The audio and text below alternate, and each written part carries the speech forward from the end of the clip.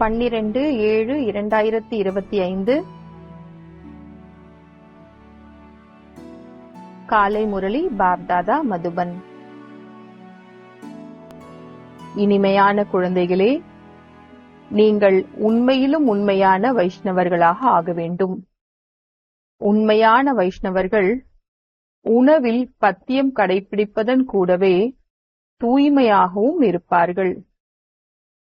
கேள்வி: எந்த அவகுணம் நற்குணமாக மாறிவிட்டால் கவலைகள், துன்பம் தூர விலகிவிடும்? பதில்: அனைத்தையும் விட மிக பெரிய அவகுணம் பற்றுதல் ஆகும். பற்றுதலின் காரணத்தினால் உறவினர்களின் நினைவு தொந்தரவு செய்து கொண்டே இருக்கிறது. குரங்கின் உதாரணம் இருக்கிறது. ஒருவருடைய உறவினர் இறந்துவிட்டார் எனில் 12 மாதங்கள் வரை அவரையே நினைவு செய்து கொண்டே இருக்கின்றனர். முகத்தை மூடிக்கொண்டு அழுது கொண்டே இருக்கின்றனர். நினைவு வந்து கொண்டே இருக்கின்றது. இதே போன்று தந்தையின் நினைவு வந்து கொண்டிருந்தால், இரவு பகல் நீங்கள் தந்தையை நினைவு செய்தால் உங்களது கவலைகள் தூர விலகிவிடும். எவ்வாறு லௌகீக உறவுகளை நினைவு செய்கிறீர்களோ அதே போன்று தந்தையை நினைவு செய்தால் ஆஹா சௌபாகியம். ஓம் சாந்தி. தன்னை ஆத்மா என்று புரிந்து கொண்டு தந்தையின் நினைவில் அமருங்கள் என்று தந்தை தினம் தினம் குழந்தைகளுக்கு புரிய வைக்கின்றார். இன்று இதில் மற்றொன்றையும் சேர்க்கின்றார். நினைவு மட்டும் செய்யாமல் இன்னொன்றையும் புரிந்து கொள்ள வேண்டும். பரம்பிதா பரமாத்மா சிவனைதான் இறை தந்தை என்றும் ஞானக்கடல் என்றும் கூறுகின்றோம். ஞானக்கடலாக இருப்பதால் ஆசிரியராகவும் இருக்கின்றார். ராஜயோகம் கற்பிக்கின்றார். இதை புரிய வைப்பதன் மூலம் சத்தியமான தந்தை இவர்களுக்கு கற்பித்துக் கொண்டிருக்கின்றார் என்பதை புரிந்து கொள்வர். நடைமுறை விஷயங்களை இவர்கள் கூறுகின்றனர்.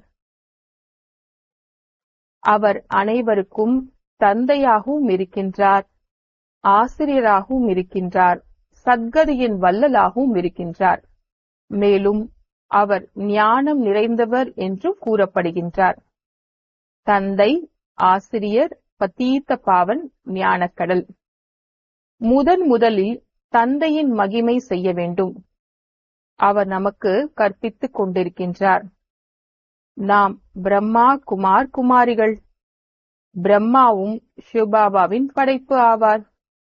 மேலும் இப்பொழுது இது சங்கம யுகம். ராஜயோகத்தின் லட்சியம் குறிக்கோளும் இருக்கிறது. நமக்கு ராஜயோகம் கற்பிக்கின்றார்.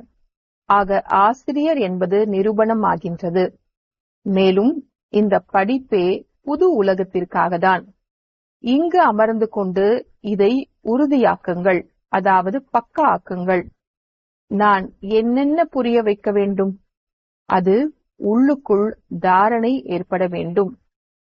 சிலருக்கு அதிகம் தாரணை ஏற்படுகிறது, சிலருக்கு குறைவாக ஏற்படுகிறது என்பதை அறிவீர்கள். இங்கும் யார் ஞானத்தில் தீவிர வேகத்தில் செல்கின்றார்களோ அவர்களுக்கு புகழ் ஏற்படுகிறது. பதவியும் உயர்வானதாகி விடுகிறது. பத்தியத்தை பற்றியும் பாபா கூறுகின்றார். நீங்கள் முழுமையான வைஷ்ணவர்களாக ஆகின்றீர்கள். வைஷ்ணவர்கள் என்றால் சைவமாக இருப்பார்கள். புலால் போன்றவைகளை சாப்பிடாதவர்கள். ஆனால் விகாரத்தில் செல்கின்றனர். பிறகு வைஷ்ணவர்களாக இருந்து என்ன பலன் இருக்கிறது? வைஷ்ணவ குலத்தை சார்ந்தவர் என்று கூறிக்கொள்கின்றனர். அதாவது புலால் போன்ற தமோகுண உணவுகளை சாப்பிடுவது கிடையாது. தமோகுண பொருட்கள் எது எது என்பதை குழந்தைகளாகி நீங்கள் அறிவீர்கள். சிலர் நல்ல மனிதர்களாக இருக்கின்றனர். அவர்கள்தான் தர்ம சிந்தனை உடையவர்கள் அல்லது பக்தர் என்று கூறப்படுகின்றனர். சந்நியாசிகளை தூய்மையான ஆத்மாக்கள் என்று கூறுவர். மேலும் யார் தானம் போன்றவைகளை செய்கின்றார்களோ அவர்களை புண்ணிய ஆத்மா என்று கூறுவர். ஓம் சாந்தி. ஆத்மாதான் தானம் புண்ணியம் செய்கின்றது. அதனால்தான் புண்ணிய ஆத்மா, தூய்மையான ஆத்மா என்று கூறப்படுகிறது. ஆத்மாவில் எதுவும் ஒட்டாமல் இருப்பது கிடையாது. இவ்வாறு நல்ல நல்ல வார்த்தைகளை நினைவு செய்ய வேண்டும். சாதுக்களையும் மகாத்மா என்று கூறுகின்றனர். மகான் பரமாத்மா என்று கூறுவது கிடையாது. ஆக சர்வவியாபி என்று கூறுவது தவறாகி விடுகிறது. அனைவரும் ஆத்மாக்கள். யாரெல்லாம் இருக்கிறார்களோ அவர்களுக்குள்ளும் ஆத்மா இருக்கிறது. படிப்பறிவு உள்ளவர்கள் மரத்திலும் ஆத்மா இருப்பதாக நிரூபித்து கூறுகின்றனர். 84 லட்ச இறப்பு இருக்கிறது எனில் அதிலும் ஆத்மா இருக்கிறது என்று கூறுகின்றனர். ஆத்மா இல்லையெனில் பிறகு எப்படி விருத்தியடையும்? மனித ஆத்மாக்கள் ஜடத்திற்கு செல்ல முடியாது. சாஸ்திரங்களில் இப்படிப்பட்ட விஷயங்களை எழுதி வைத்து விட்டனர். இந்திரபிரஸ்தத்தை, அதாவது பாண்டவர்கள் நகரத்தை ஏமாற்றியதால் கல் போன்று ஆகிவிட்டனர். இப்பொழுது தந்தை அமர்ந்து புரிய வைக்கின்றார். தேகத்தின் சம்பந்தங்களை விடுத்து தன்னை ஆத்மா என்று புரிந்து கொண்டு என் ஒருவனை நினைவு செய்யுங்கள் என்று தந்தை குழந்தைகளுக்கு கூறுகின்றார். உங்களது 84 பிறவிகள் முடிவடைந்து விட்டது. இப்பொழுது தமோ பிரதானத்திலிருந்து சத்தோ பிரதானமாக ஆக வேண்டும். துக்கதாமம் அசுத்தமான இடமாகும். சாந்திதாமம் மற்றும் சுகதாமம் தூய்மையான இடங்களாகும். இதை புரிந்திருக்கிறீர்கள் அல்லவா? சுகதாமத்தில் இருக்கக்கூடிய தேவதைகளின் முன் தலை வணங்குகின்றனர். பாரதத்தில் புது உலகில் தூய்மையான ஆத்மாக்கள் இருந்தனர், உயர்ந்த பதவியில் இருந்தனர் என்பது இதன் மூலம் நிரூபணம் ஆகின்றது. என்னிடத்தில் எந்த குணங்களும் இல்லை என்று இப்பொழுது பாடுகின்றனர்.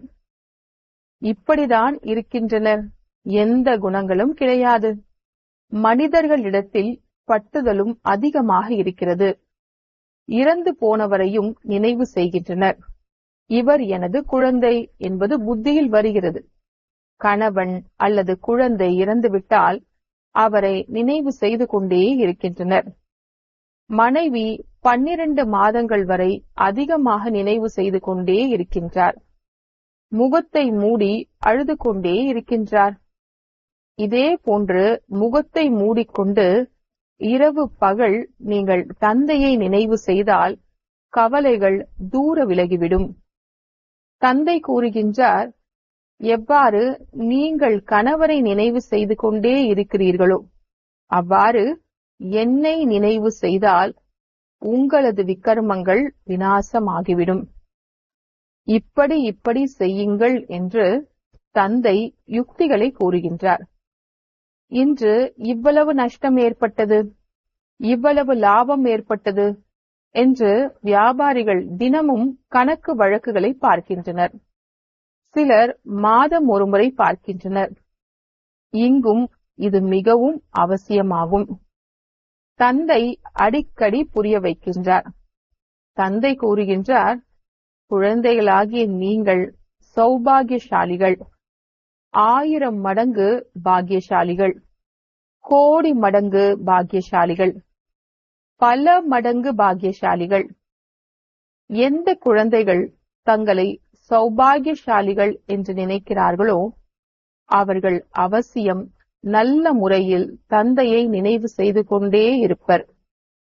அவர்கள்தான் ரோஜா மலர்கள் ஆவார்கள். இதை சுருக்கமாக புரிய வைக்க வேண்டியிருக்கிறது. நறுமணம் உள்ள மலர்களாகத்தான் ஆக வேண்டும். முக்கியமானது நினைவிற்கான விஷயமாகும். சந்நியாசிகள் யோகா என்ற வார்த்தையை கூறிவிட்டனர்.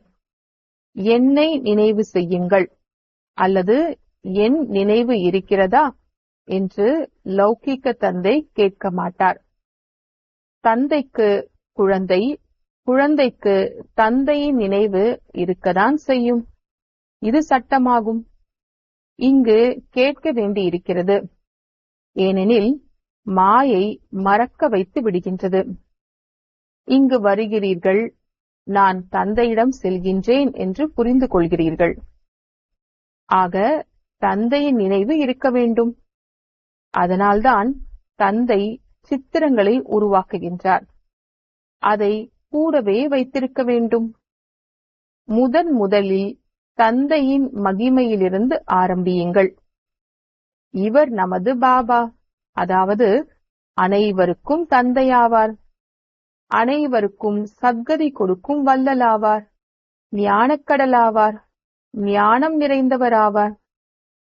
பாபா நமக்கு சிருஷ்டி சக்கரத்தின் முதல் இடைக்கடையின் ஞானம் கொடுக்கின்றார். இதன் மூலம் நாம் திரிகால தரிசிகளாக ஆகிவிடுகின்றோம்.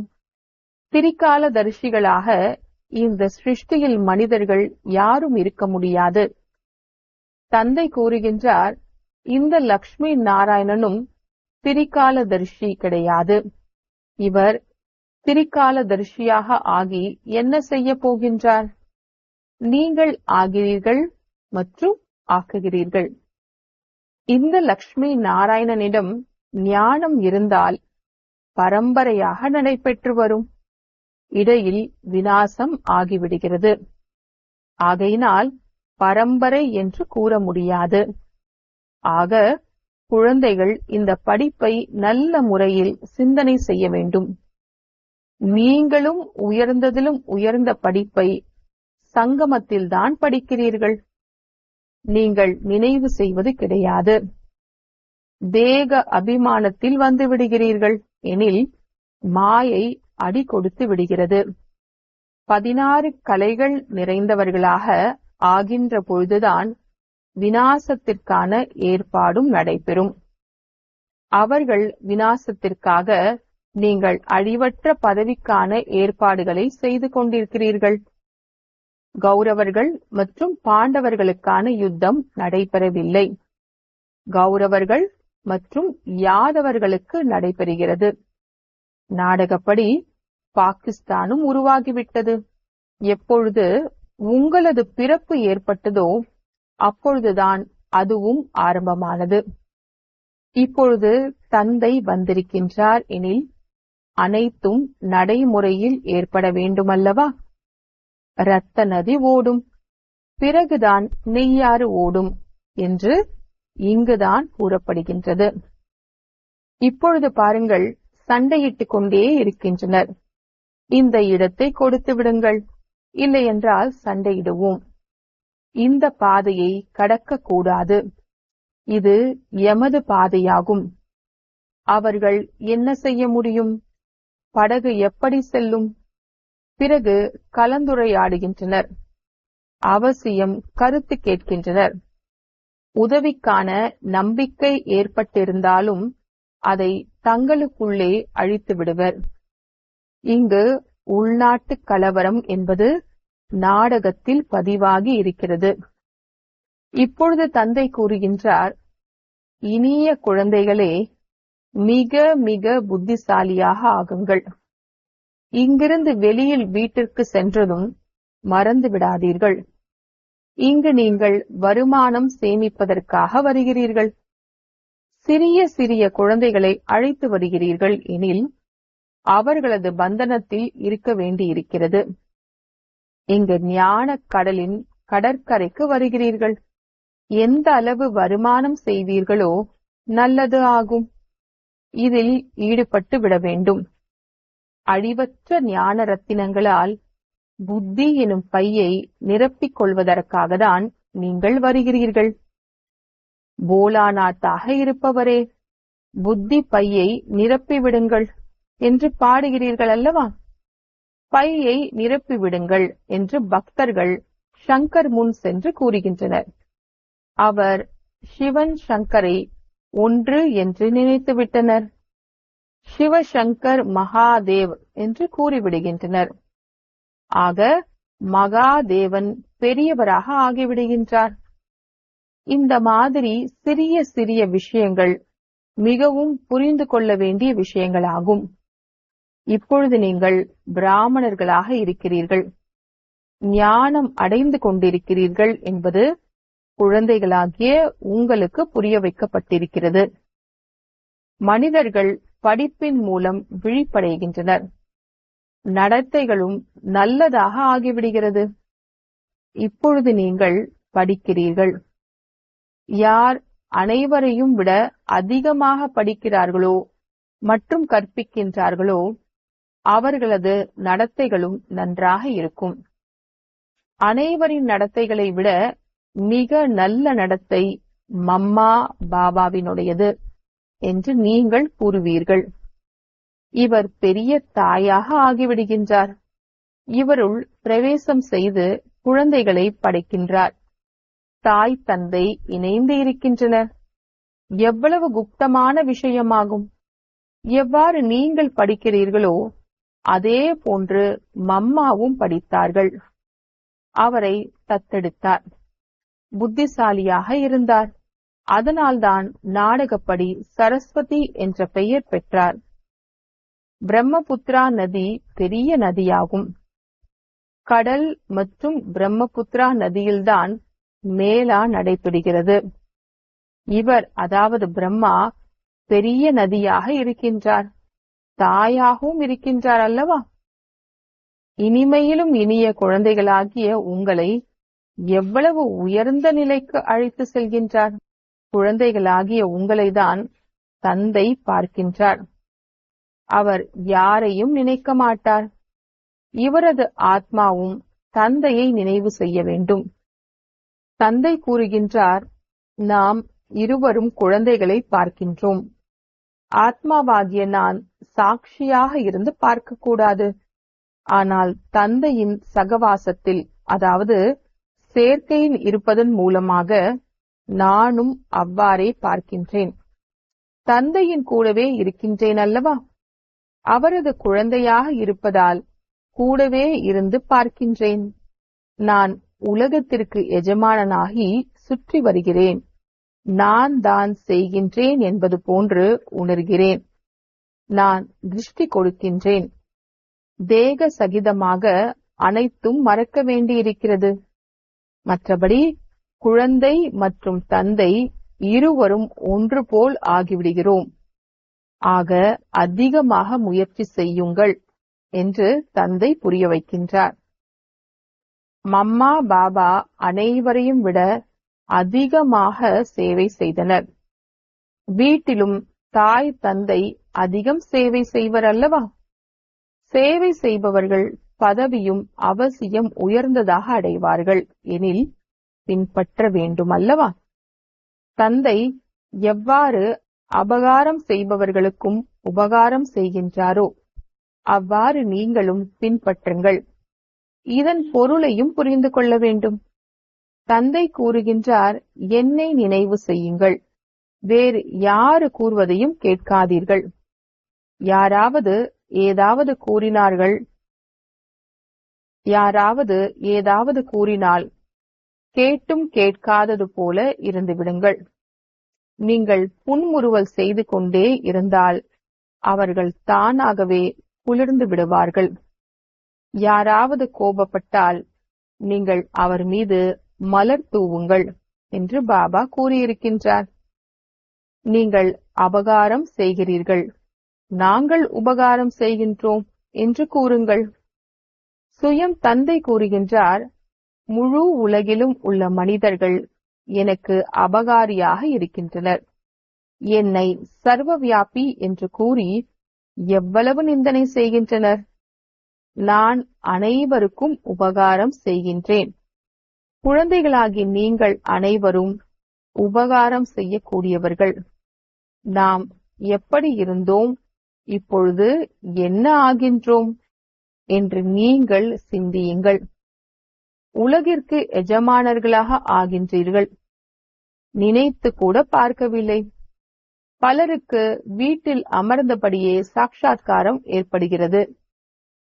ஆனால் சாட்சாத்காரத்தினால் எதுவும் ஏற்பட்டு விடாது. சிறிது சிறிதாக மரம் விருத்தியடைந்து கொண்டே இருக்கும்.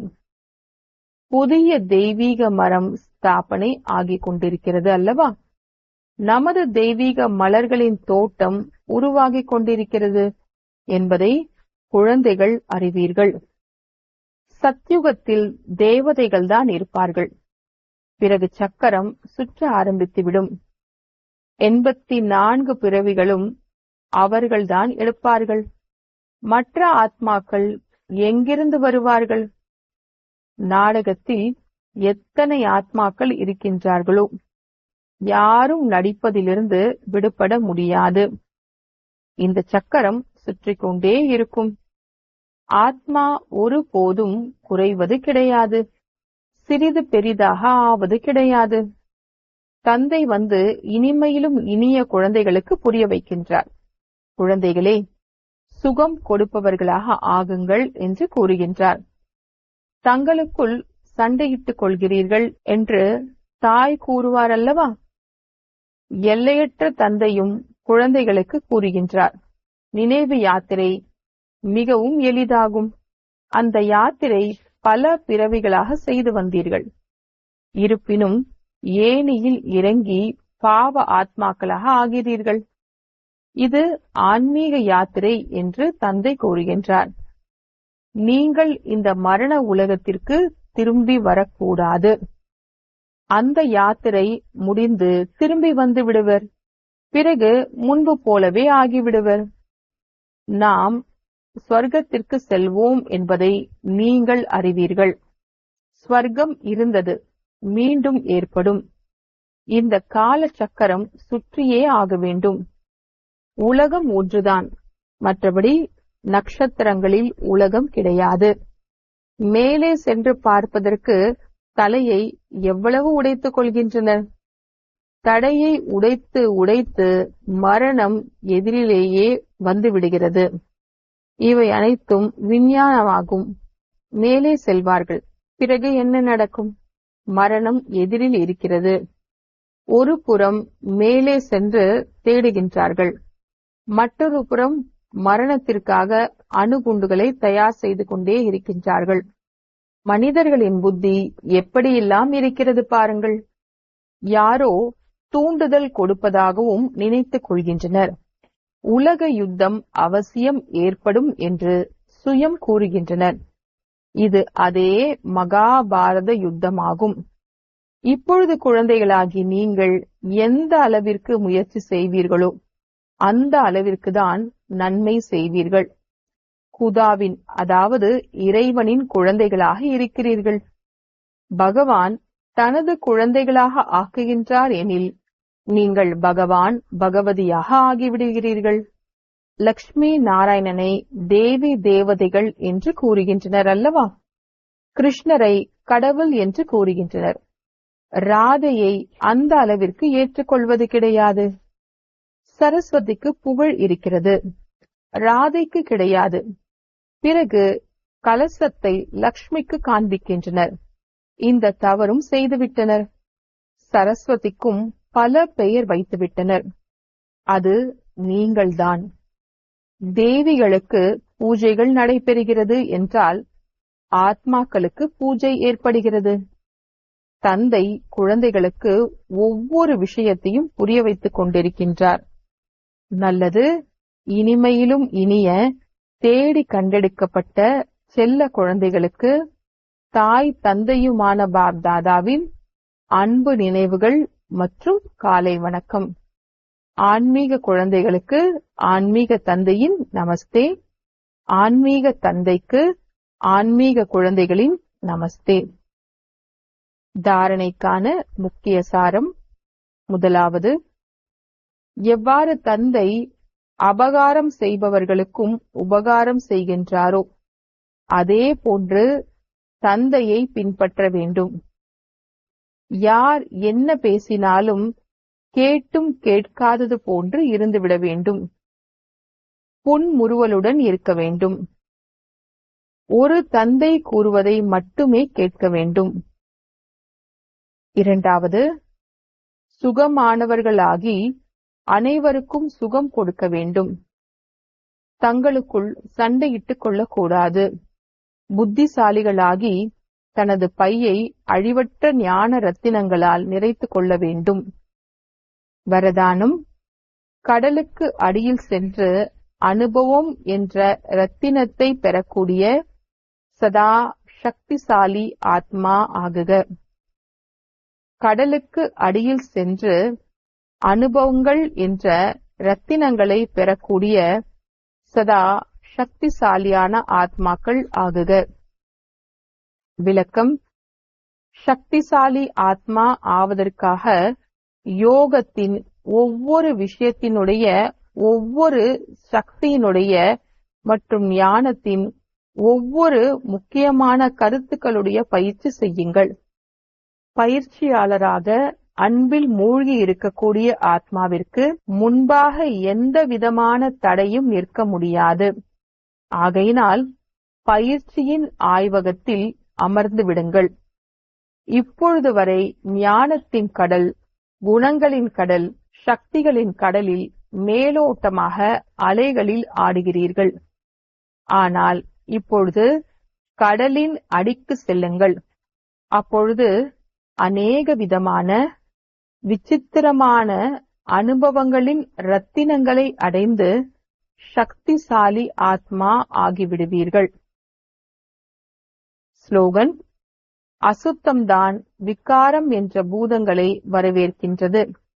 ஆகையினால் சங்கல்பங்களிலும் கூட சுத்தமானவர் ஆகுங்கள். அசுத்தம்தான் விகாரம் என்ற பூதங்களை வரவேற்கிறது. ஆகையினால் சங்கல்பங்களிலும் கூட சுத்தமானவர் ஆகுங்கள். அவ்யக்த சமிக்ஞை: எண்ணங்களின் சக்தியை சேமிப்பு செய்து சிறந்த சேவைக்கு கருவியாகுங்கள். எவ்வாறு பிரம்மா பாபா விசேஷமாக சிரேஷ்ட சங்கல்பத்தின் மூலம் குழந்தைகளை வரவேற்றார், அதாவது படைப்பை படைத்தார். இந்த சங்கல்பத்தின் படைப்பு கூட குறைந்தது அல்ல. சிரேஷ்டமான சக்திசாலியான சங்கல்பங்களானது பிரேரணை கொடுத்து விதவிதமான தர்மங்களின் திரைகளில் இருந்து விலகி அருகாமையில் கொண்டு வந்தது. அவ்வாறு குழந்தைகளாகி நீங்கள் கூட சக்திசாலியான சிரேஷ்ட சங்கல்பதாரியாக ஆகுங்கள். தன்னுடைய சங்கல்பங்களின் சக்தியை அதிகம் செலவு செய்யாதீர்கள், வீணாக இழக்காதீர்கள். சிரேஷ்ட சங்கல்பத்தினால் பிராப்தியாகும் சிரேஷ்டமானதாக ஆகிவிடும். ஓம் சாந்தி.